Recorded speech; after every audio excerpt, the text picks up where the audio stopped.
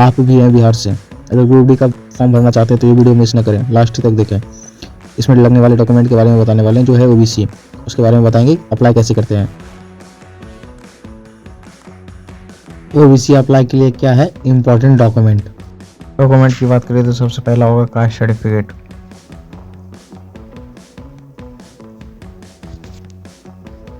और दूसरा है इनकम सर्टिफिकेट, इनके बाद होगा तीसरा रेजिडेंस सर्टिफिकेट, चौथा है फोटो, पांचवा आधार कार्ड और छठा है शपथ पत्र। ये 6 डॉक्यूमेंट आपको ओबीसी बनाने के लिए सबसे इम्पोर्टेंट डॉक्यूमेंट में से एक है।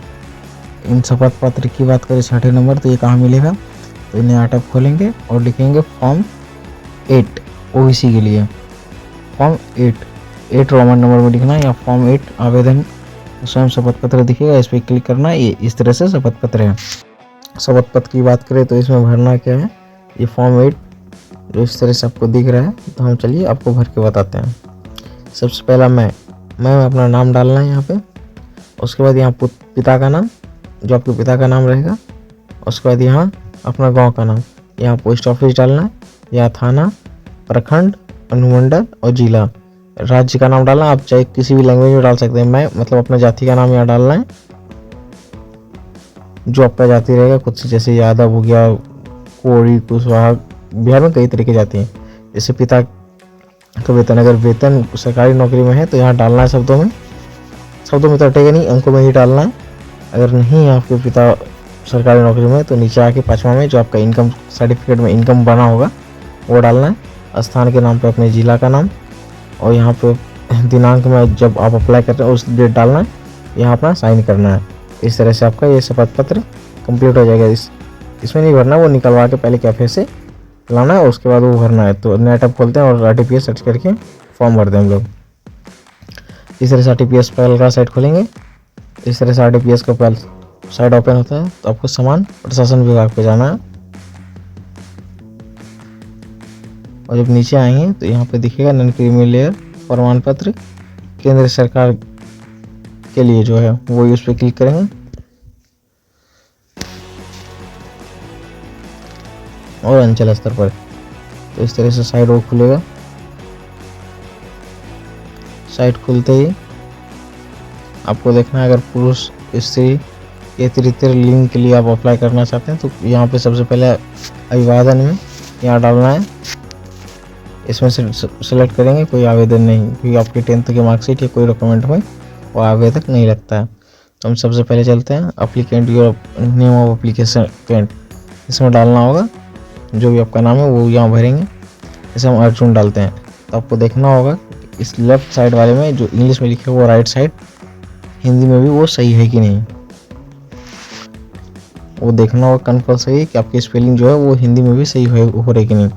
यहाँ पे अपना डेट ऑफ बर्थ डालेंगे और नीचे की ओर बढ़ते हैं तो यहाँ आधार नंबर डालना ही नहीं है, हमारे अनुभव के हिसाब से बता रहे हैं आधार नंबर डालिए ही मत, क्योंकि वो अपलोड कर दीजिए, सबसे ज़्यादा बेहतर है। आगे बताएंगे कि अपलोड कैसे करना है उसमें। यहाँ जिला के नाम डालेंगे हम इधर, उसके बाद यहाँ सब डिस्ट्रिक्ट जो भी आपके ज़िला रहेगा उसका सही डिस्ट्रिक्ट अगर है तो डालिए। जैसे हम भागलपुर को चुनते हैं और उनका सब डिस्ट्रिक्ट इस तरह से 3 है, तो आप अपने ज़िले का देख लीजिएगा कौन सा सब डिस्ट्रिक्ट में आप आते हैं। तो ब्लॉक की बात करें तो ब्लॉक यहाँ डालना है, यहाँ विलेज का नाम डाल देंगे, यहाँ वार्ड नंबर, पोस्ट ऑफिस और पिन कोड, ये सर्कल नेम और ये होर्डिंग नंबर नहीं डालना है। और इसके बाद आगे बढ़ते थाना का नाम डालें, यहाँ डाल देंगे। यहाँ स्थायी निकास प्रकार का नाम डालेंगे, अगर ग्राम पंचायत से ग्राम पंचायत, ये नगर निगम से है तो नगर निगम, ग्राम परिषद से नगर परिषद डालेंगे, ये तो नगर पंचायत से। वो अपना जो रहेगा वो डालने के बाद सेम एज एव पर क्लिक करेंगे और नीचे आएंगे तो अपना नंबर 4 पे देखेंगे कि धर्म लिखा हुआ है। अगर आप हिंदू धर्म से हैं तो वो आप यहाँ पे हिंदू लिखेंगे, या कोई अन्य धर्म से है तो वो अपना वहाँ पे धर्म का नाम लिखेंगे। यहाँ कैटेगरी में ओबीसी में एक ही आएगा, 10th पिछड़ा वर्ग। उसके बाद जो भी आपका जाति का नाम रहेगा यहाँ पे सिलेक्ट करेंगे, जैसे हम यादव को सिलेक्ट करते हैं। उसका अनुसूचित उपजाति के में 4 प्रकार के आते हैं, तो आप देख लीजिए आप में आता ही कि नहीं। उसके बाद पेशा में छात्र या और कोई आप उसमें है तो डाल सकते हैं। यहाँ फादर का नाम डालेंगे। इस पर कंपलसरी है कि आप लेफ्ट साइड में जो इंग्लिश में नाम डाल रहे हैं वो राइट साइड में वो हिंदी में सेम टू सेम आपको डॉक्यूमेंट में जिस तरह लिखा है वो आ रहा है कि नहीं, इस पर भी ध्यान रखेंगे। उसके बाद पिता का जाति का नाम डालना है। उसके नीचे 10 नंबर पे मदर का नाम, 10 नंबर पे मदर का नाम डालेंगे। उसके बाद यहाँ ईमेल आईडी डालते हैं, जो भी आपका लिखा हुआ हो वो अपने हिसाब से ईमेल आईडी डाल दीजिए, क्योंकि सर्टिफिकेट बनने के बाद आपके ईमेल पे डॉक्यूमेंट डिलीवर हो जाएंगे। या फिर फ़ोटो डाल देंगे। उसके बाद यहाँ फ़ोन नंबर, हम अपने अनुभव के हिसाब से बताएंगे कि फ़ोन नंबर लास्ट में डालिए, आपको ज़्यादा फ़ायदा होगा, क्योंकि ये फिर फंस जाते हैं साइड। उसके डायरेक्ट नीचे आने के बाद वहाँ पे कुछ भरना ही नहीं है। ये हम बता दें कि जैसे अभिभावक, माता पिता या पति की स्थिति के बारे में जो बताएगा, यहाँ पर आप कुछ डालिए ही नहीं। सबसे नीचे आइए और यहाँ ऊपर जो नंबर, वार्षिक आय, इन पर क्लिक कीजिए और यहाँ पे इनकम का डिटेल डालना है, जो भी आपके जो इनकम सर्टिफिकेट बना है उसके हिसाब से।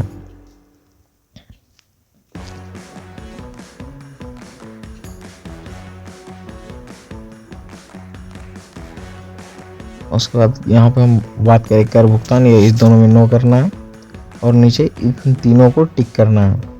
टिक करते ही कैप्चा डालेंगे। कैप्चा डाल के ऊपर जाके फिर से अपना फ़ोन नंबर जो था वो डालेंगे यहाँ पर हम लोग।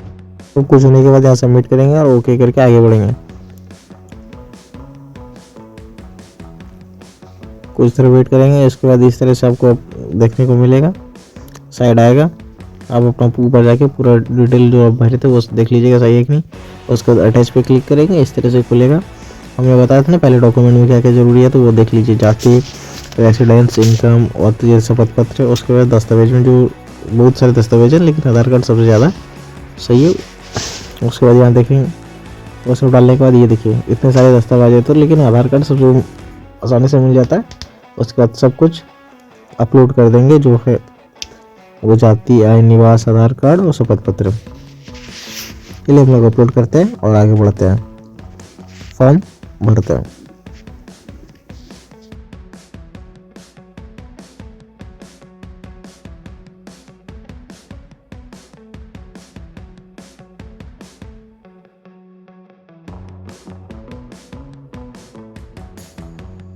डॉक्यूमेंट था उन सबको अपलोड करने के बाद सेव करेंगे और आगे बढ़ेंगे। आगे बढ़ते ही सब सबमिट मार देंगे, क्योंकि हमने मिला लिया था, सब सही था हमारा। उसके बाद इस तरह से आगे बढ़ेंगे, एक्सपोर्ट टू पीडीएफ पे क्लिक करेंगे। इस तरह से हमारा एप्लीकेशन नंबर आ गया। हमारा ओबीसी अप्लाई हो चुका है। उसमें देखना होगा कि डेट कब का आया। धन्यवाद। आज का वीडियो यहीं समाप्त करते हैं।